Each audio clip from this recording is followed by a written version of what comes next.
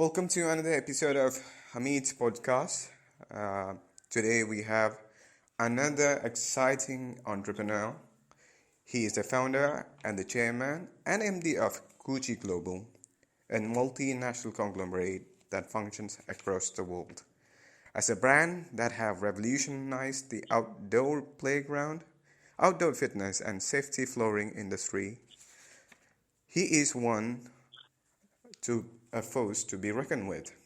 Now, if you're an Indian expat living abroad, then you have probably visited one of his playgrounds, and you have been having a leisure time because you know the safety is assured. That's what Koochie Global brings. He brings safety to your children. To be mentioning some of his accolades, under his leadership, the company has been branded Asia's premium brand, Asia's most valuable brand, best brand in safety and flooring, INEX Consumer Connect Award, and the top 10 most trusted brands in 2019. I welcome Mr. Roben to the show. Hello, sir. How are you? Very well, Amit. Thank you for that wonderful introduction. Oh, it's an honor to have you, Roben Dass, sir. It's an honor to have this conversation with you. So, sir, can you please explain a bit about your organization more than just what I just said? Well, you encapsulated it pretty well, but let me tell you, we are a multinational corporation that is a super specialty brand that excels in design and manufacture of outdoor fitness gyms and commercial grade playground systems. Mm-hmm. When I use the word super specialty, it's because we spend a lot of time, money, effort, close to a decade and a half in studying and understanding how this industry can be, how products in this industry can be perfected. Okay. We've been upgrading our technology, we've been upgrading our design, our safety standards continuously and consistently for the last 15 years. 15. Oh, wow. That's a long time. Right now, we have 24 locations worldwide, with India being our largest market. Yeah, that's wonderful. So, moving on, I just wanted to. I've heard this fact a lot that we need to disrupt our business. We need to find new model, and we need to move from the conventional method. How important do you think is disrupting one's business nowadays? First of all, let's understand what disruptive business models actually mean. It means to employ a strategy for creating new business markets by making changes to existing models, right? So in my opinion, it's very important. Disruption is very important, but disruption is also a process. Now, let me explain, taking the example of what Koochie did in the industry that we work in, which is outdoor playground equipment. Yeah. When we launched a decade back, we came in with a product that was well ahead of its time in terms of design, technology, quality, safety, from nearly every other product in the market, you know. So we came into the industry when there were, if I were to give you an example, there were the Fiats and Ambassadors, you know, in the market. And then we came out with this technology of BMWs and Mercedes, just to give you an idea of comparison. Yeah. So in the beginning, it was definitely very difficult because we had huge resistance, especially due to the fact that we were far higher in terms of price. But over the years, we've clearly established ourselves as innovative market leaders. That's because we decided to take the hard way, which is to get our products tested, certified, and then we spend a lot on educating the market on what these certifications and safety norms are all over developed countries. So that, in a way, is highly disruptive, you know. Yeah. But then that has proven to be one of our best achievements so far. Oh, that's wonderful to hear.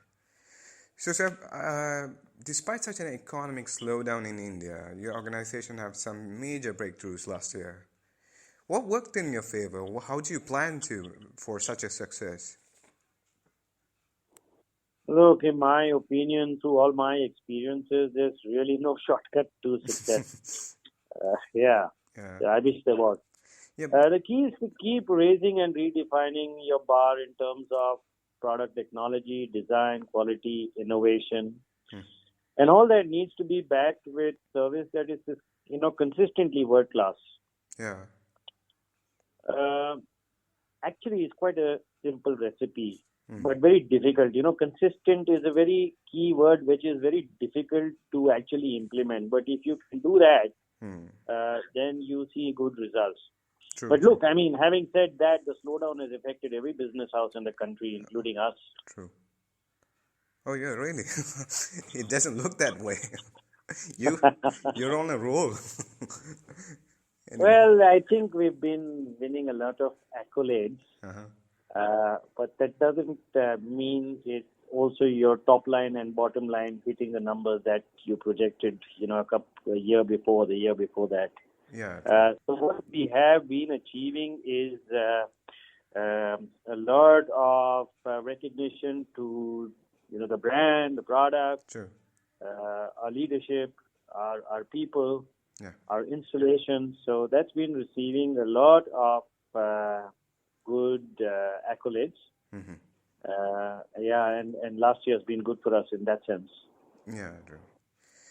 But this model is catered for children a lot because they are the one who would be using these playgrounds and all. But in India, for especially, the younger generation are less physically active, one feels. Uh, it's because we have become more academic, and children hardly get time to play. Are the parents of India really forgetting the importance of giving enough time to kids and mingle with others? Yeah.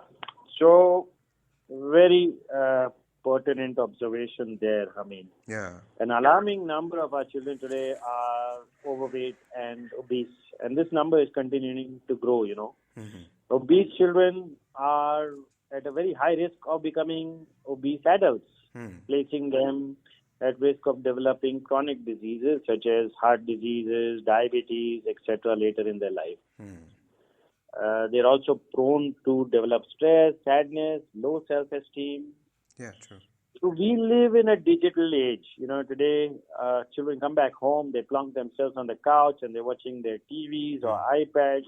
Yeah, Very unlike what it was when we grew up. So when we true. grew up, it was always coming home, throw your bag, go out, play some game, play True. some sport. Yeah.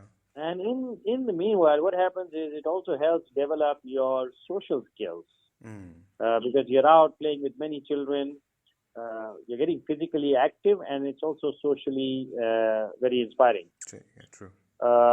So it's of critical importance, in my opinion, that we recognize that this is a big problem Yeah. and encourage our kids to go out, play a little more out in the open, play with each other. Mm-hmm. Another big issue that our kids today have is vitamin D deficiency. Yeah, yeah, true. And that also occurs from the lack of, sunlight, going out Mm. in the open. Mm. True. That's all right. So how much you depend on data sciences for your growth as a company? And I keep hearing this from all the CEOs that we all need to implement data sciences, otherwise the company becomes extinct in next 10 years. Is that important? Look, data science and statistics by themselves are not magic. They are not going to miraculously fix all your problems in a company. Exactly. True. Having said that, they're useful tools to help make accurate decisions and choices. Hmm. The key is to be able to strike a balance depending upon data science, business acumen, Hmm. business knowledge, to help your business grow sustainably. Just one out of all these cannot really help. You have to have a balance in all. It's true, true. That, that balance should be there. Now, coming back to something your organization has done, they have set up 150 parks in Delhi and 250 parks in Karnataka. All these are part of your Get Fit India campaign. These are freely available to the public, I believe, 24/7. How can you provide such a huge scale of service with absolutely no return expected? So look, what we did was create a very, indigenously formulated win-win business model wherein we involved key stakeholders like the government, a lot of NGOs, a lot of corporates, and the public too. So we have a very unique business model which is self-sustaining. And also the government pitches a lot in because they recognize the need of the hour, which is to be able to provide such infrastructure for the Aam Janta, Today, non-communicable diseases are the biggest killers in today's society. True. And the lack of physical exercise and the lack of physical infrastructure to have that exercise is something that everybody can see. So we work with across a lot of platforms, across a lot of key stakeholders like the government, NGOs, corporates, and that's how it works out. Yeah, that's great. That's wonderful. And also, we do pump back some of our profits to fund the GetFitIndia campaign by sponsoring a lot of camps, conducting a lot of fitness training camps. We sponsor physical trainers ourselves. We do a lot of educating to the public on how to use these gyms more effectively. So we have a little bit of our profits getting replowed back into supporting this campaign. Yeah, so I have heard this interesting stories from your park that people who come to work out over there, now these elderly citizens are now become experts of how to operate this machine. They're teaching the younger kids how to do this. Yeah, that's so true. That's so true. It's actually wonderful to see this. You go to any of the parks and you see everybody's really involved. Yeah. And as you rightly said, so we have trainers training some people, and then those people in turn end up training more people, and that's how it works. Yeah. It's turned out to be a phenomenal hit. Yeah, it's like the old times where usually. Well, another thing I observe is that nowadays that youngsters don't really mingle with elderly people, but now that they've seen there is something there to connect now, the physical element like exercise and workout, you're creating an atmosphere where people are working towards, everybody's happy as a community. That's wonderful to see. Thank you, and that's so true. Because if you go to one of our parks, you'll actually see, a mother and a daughter, and maybe the husband too. All of them working on some machines, and then chatting with each other, and getting fit, and getting, some good family time in the bargain. Because otherwise, what would happen is that everybody goes back home, and you're tired after work, or you just plonk on your seat, watch some TV, and then nobody's talking to each other. Everybody's on their phone. So this is bringing a big shift to how families spend their times together, and also getting fit in the bargain. Yeah. Yeah, I think a lot. We as a country have a lot of women suffering from depression and other same things, because they're just giving up on life. But it's a huge matter that nobody talks about depression. Even youngsters today, the work pressure, the family pressure. I think a lot of this has to do with not working out, don't you think? More so, I think this has to do with the environment. Look, public spaces, especially parks, are a tangible reflection of the quality of life in a community. Now, public parks are very often cited as one of the most important factors in how livable communities, how are they flourishing.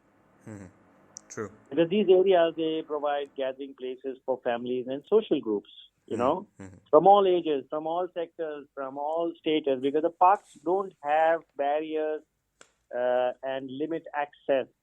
There's no rich, there's no poor, there's no man, there's no woman, there's no old, there's no young. Everybody gets to go there.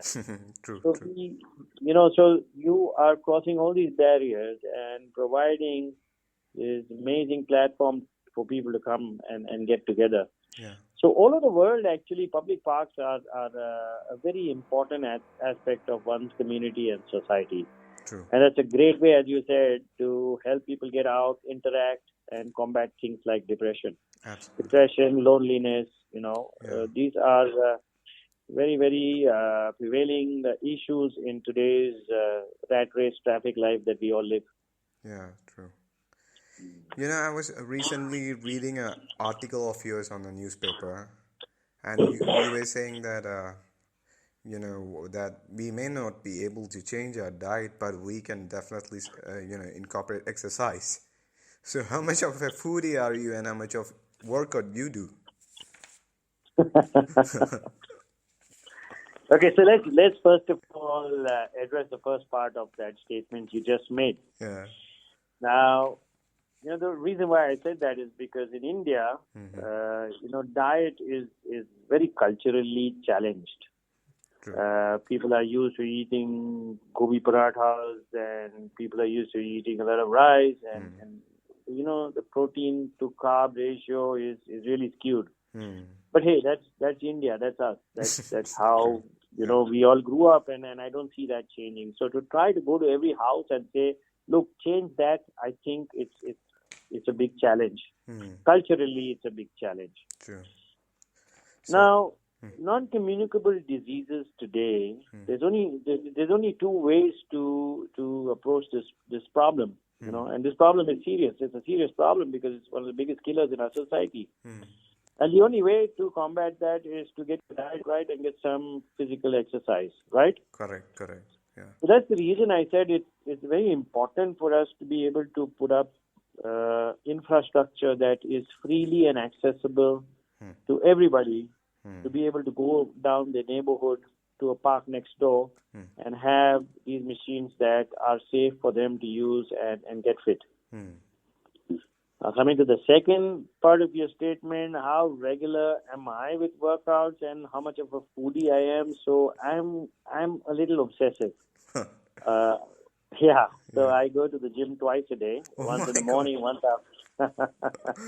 Yeah, but look, I see how I see it. Instead of going back home and sitting in front of a TV and start eating junk, I'd rather get a 40-minute, 1 hour of cardio out, and then it just feels so good. So, yeah, personally, for me, fitness is a big deal. I take it very seriously. Wherever I am, in whichever part of the world, I at least try to get an hour in, or if that's really difficult, then I at least try to do it in my hotel room. Sure, that's wonderful. How much of a foodie I am? I like food like everybody else, but then, but I try to control what I eat because I have a great tendency to put on weight easily. Oh, yeah. So, to a more serious topic, the business model you have is actually something of a very important relevance because we're providing safety to our children because the number of accidents on parks usually occur. The rate is actually staggering. Usually, if you look at statistic wise, also it's just out of the roof, and so. But are we Indians aware that we need to take our children to a safe environment, that playground should be in this particular way? I mean, your products have international standards, and they have the quality. It's important. Do the people in India understand the importance of implementing such products?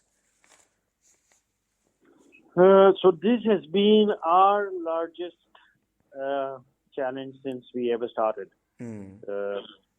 Look, I mean, all over the world, any product, any service needs to meet with specified safety standards for them to be allowed to be out in the market.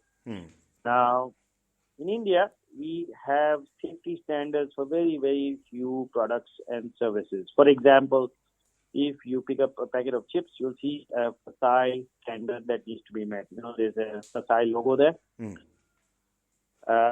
If you pick up any electronic gadget like a battery from your phone or your laptop, you'll see a CE marking, in a round circle.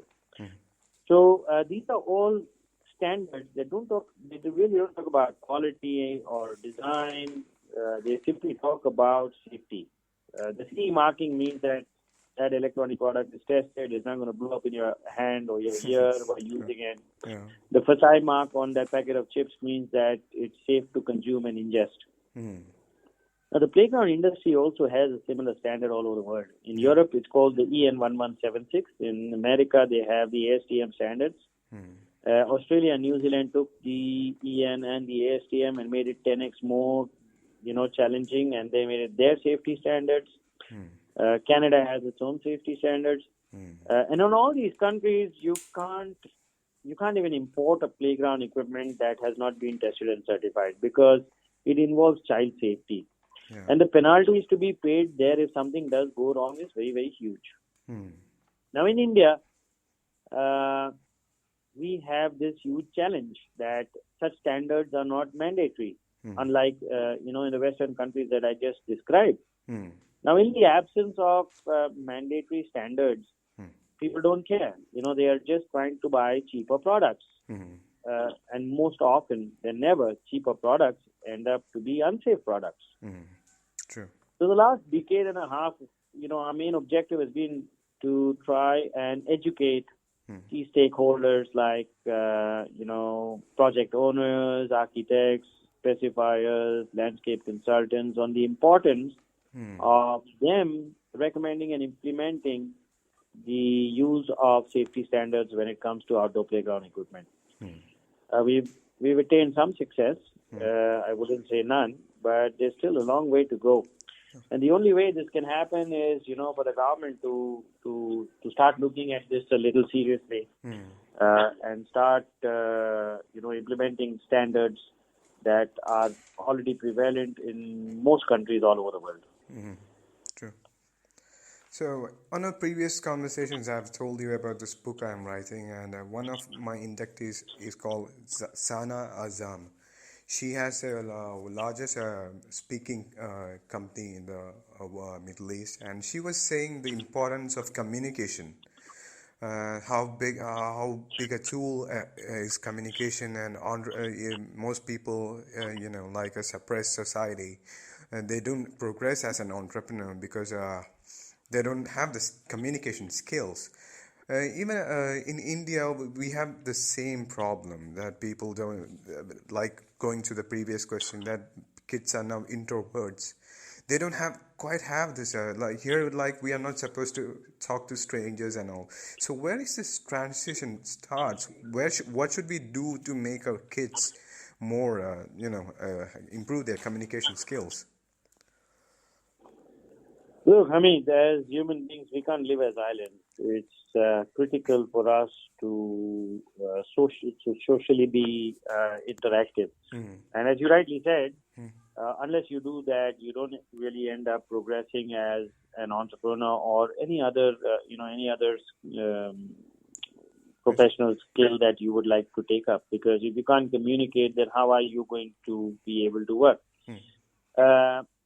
So, yeah, we all grew up with this, with our parents and people telling us don't talk to strangers and things like that. But I think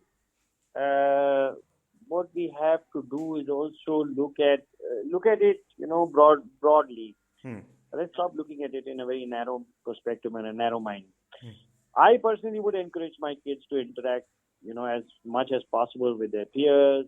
Of course, keeping a watch over them.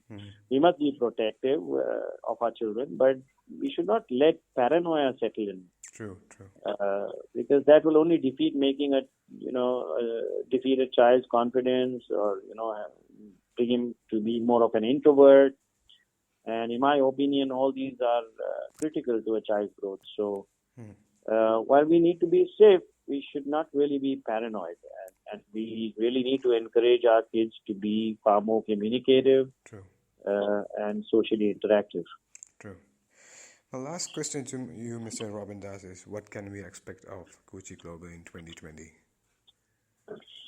Well, 2020, I hope, is not as tough as 2019. But we are trying to bring in some more product lines, very interesting product lines. We are looking at some more global expansion. Last week, we just opened our new office in Sri Lanka, in Colombo. That's wonderful. Yeah. So we are looking at more global penetration. We are looking at a little more deeper penetration in India alone, because India is such a huge country by itself. It's a continent by itself. So there's so much more we believe we should be doing in the country with a more in-depth penetration plan. So that's what's on the cards.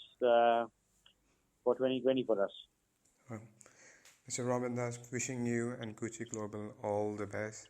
Thank you for joining us on the podcast. You have been a wonderful guest. Thank you very much, Hamid. It was a pleasure speaking with you. It was a pleasure, sir. It was a pleasure. Thank you. Thank you. Bye. Bye.